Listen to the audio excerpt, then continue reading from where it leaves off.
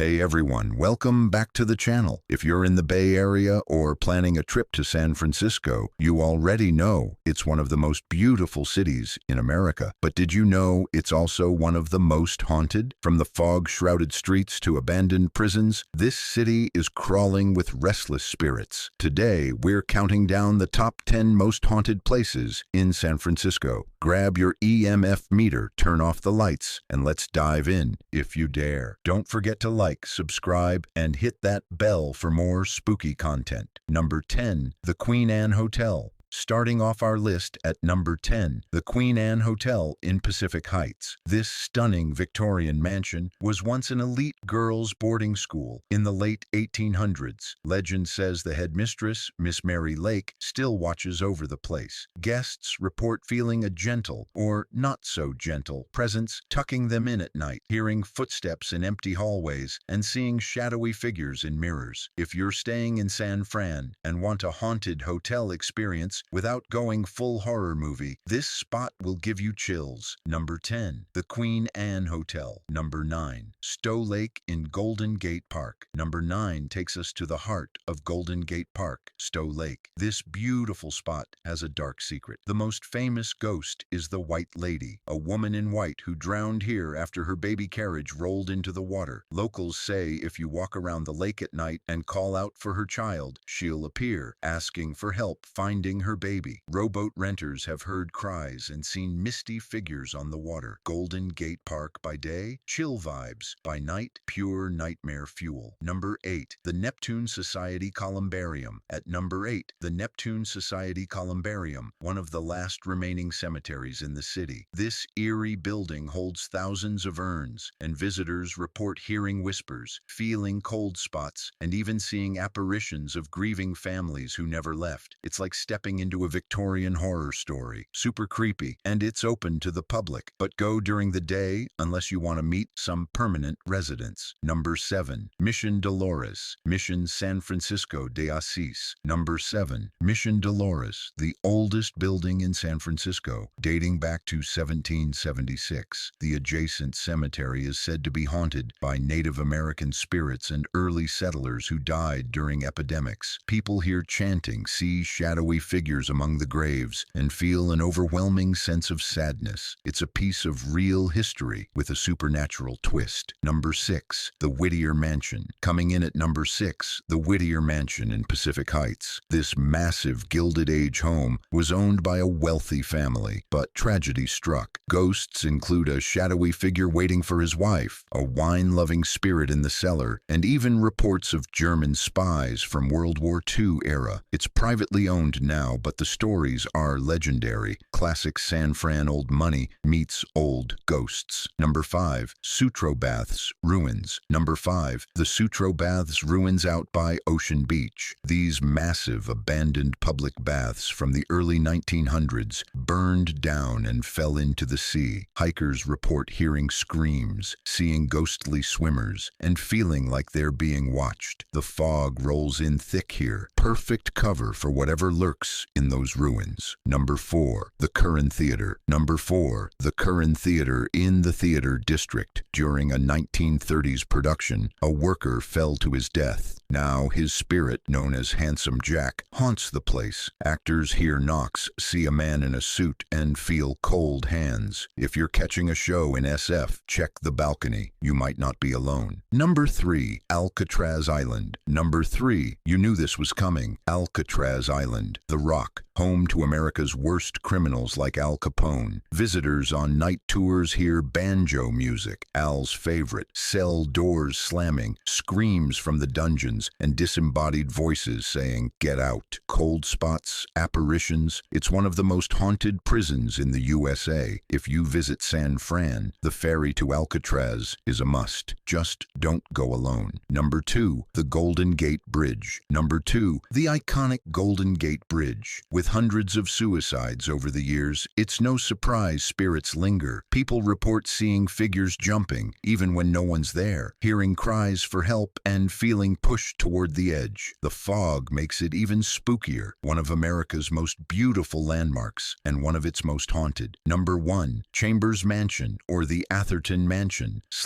Haunted Pacific Heights spots, and the number 1 most haunted place in San Francisco. The Chambers Mansion in Pacific Heights, or similar Victorian haunts like the Atherton House. These grand old homes are hotbeds for activity. Reports of a woman in white on the staircase, disembodied laughter, objects moving, and full-body apparitions. San Fran's rich history of earthquakes, fires, and tragedy left a lot of unrestful souls, and these mansions hold some of the strongest energy. There you have it, the top 10 most haunted places in San Francisco. Which one creeps you out the most? Have you ever visited any of these spots or had a paranormal experience in the city? Drop it in the comments below. If you want more ghost stories from across the USA, smash that like button, subscribe, and turn on notifications. Stay spooky, America, and watch out for those fog-shrouded streets. See you in the next one. What's up, Ghost Squad? Welcome back. Or if you're new here, hit subscribe right now because San Francisco isn't done giving us chills. Last time we hit the big ones: Alcatraz screams, the White Lady of Stowe Lake, the Curran Theater's phantom ticket taker, and those creepy Pacific Heights mansions. But the city by the bay has way more dark corners. Today, we're diving deeper into the next level of haunted spots, some lesser known, some straight up terrifying. These are the places locals whisper about after dark. Lights low. Let's keep counting down more of the most haunted places in San Francisco. Number 10, bonus round, the Sir Francis Drake Hotel, now Beacon Grand. Kicking off our extended list at number 10, the historic Sir Francis Drake Hotel downtown, now called the Beacon Grand. This place screams old school glamour and old school ghosts. Guests report elevators stopping on their own at the 12th floor, shadowy figures in the hallways, and the infamous ghost of the 12th floor. Some say it's the spirit of a jilted lover or a partygoer who never left. The Beefeater doorman statue out front, people swear it moves its eyes. If you're crashing downtown, book a room high up and listen for those late-night footsteps. Number 9, the Presidio, Officers Club and Haskell House. Number 9, the Presidio, once a military base, now a national park full of history and hauntings. The old Officers Club has reports of apparitions in uniform, cold spots in empty rooms, and disembodied voices giving orders. Nearby, the Haskell House is said to be paced by the ghost of Senator David Broderick, killed in a duel back in the 1850s. He still wanders, holding that grudge. Hike the trails at dusk, and you might feel watched by soldiers who never left their post. Number 8, Winchester Mystery House, San Jose Bay Area. Honorable mention. At number 8, we gotta give a shout out to the ultimate Bay Area haunted icon, the Winchester Mystery House, just a quick drive south in San Jose. Sarah Winchester built this maze of staircases to nowhere and doors that open to walls to confuse the vengeful spirits of those killed by Winchester rifles. Guides hear hammering at night, see shadows darting, and feel pushes on the seance room stairs. It's not technically an SF city limits, but no haunted Bay Area list is complete without it. Pure nightmare architecture. Number 7, Donaldina Cameron House in Chinatown. Number 7, Donaldina Cameron House in Chinatown. Back in the early 1900s, this was a safe haven rescuing Chinese women and girls from slavery and forced labor. Now, spirits of those who didn't make it linger, crying babies, whispers in Cantonese, and a protective female presence said to be Miss Cameron herself. Walk by at night and you might hear soft sobs or feel an invisible hand guiding you away from danger. Number 6, the Warfield Theater. Number 6, the Warfield Theater on Market Street. This legendary venue has hosted everyone from the Grateful Dead to modern acts. But backstage, thermal cameras catch human-like figures where no one's standing. Performers report knocks, cold drafts, and a shadowy man watching from the wings. Rock stars get chills here, and not the good kind. Number 5, 1000 Lombard Street, the Crooked Street Mansion Curse. Number 5, 1000 Lombard Street, the famous crookedest street, has a dark twin, a cursed mansion nearby haunted by tragedy. Legends say a family curse, murders, and restless spirits make objects move and lights flicker. later, neighbors report screams and a woman in white staring from windows. Cruise down Lombard by day for the views. Come back at night if you dare. Number 4. The Fairmont Hotel on Nob Hill. Number 4. The majestic Fairmont Hotel. This Nob Hill legend survived the 1906 earthquake, but not without ghosts. Elevators go haywire, a woman in Victorian dress glides the halls, and guests feel tugs on bedsheets. It's luxury, with a supernatural side. If you're splurging on a stay, ask for a high-floor room, and keep the lights on. Number 3. Moss Beach Distillery, just south, coastal haunt. Number 3. Moss Beach Distillery, a short drive down the coast. Prohibition-era speakeasy haunted by the Blue Lady, a murdered flapper in blue who glides through walls, sways chandeliers, and knocks glasses off shelves. Diners see her reflection, hear jazz from nowhere. Fog rolls in off the Pacific, perfect for her dramatic entrance.